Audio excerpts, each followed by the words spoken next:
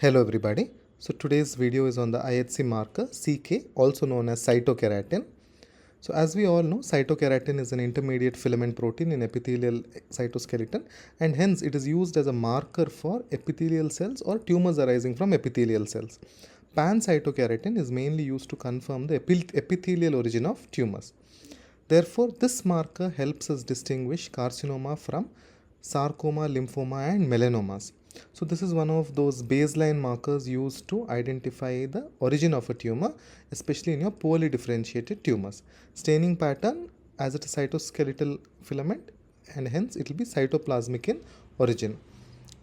Normally it is seen in all normal epithelial cells, so it can be squamous, glandular or transitional, and then there are subtypes of CK which are seen in particular types of cancers. So you can also refer to the video on CK7 and CK20 where CK helps us in differentiating the origin of the tumor.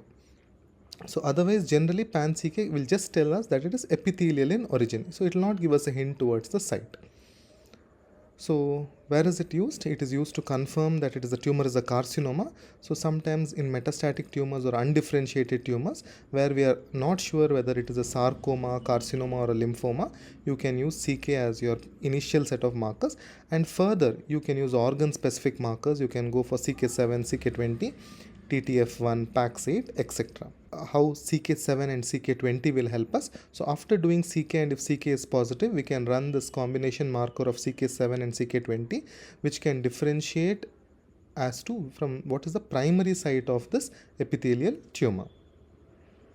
Coming to limitations, like all IHCs, sometimes sarcomas, melanomas or mesotheliomas may show focal or weak CK positivity. On the other side, poorly differentiated carcinoma may lose their CK expression, and hence you have to always correlate with morphology, radiology and other IHC markers. Finally, where do we use it? We use it when we suspect a carcinoma. So after the tumor is being CK positive, you can use other markers to identify the primary tissue, that is CK7, CK20, and further panel of markers like TTF1, CDX2, PAX8 or GATA3 to tell you exactly where the tumor is arising from. Identify the animal and let me know in the comments. Thank you.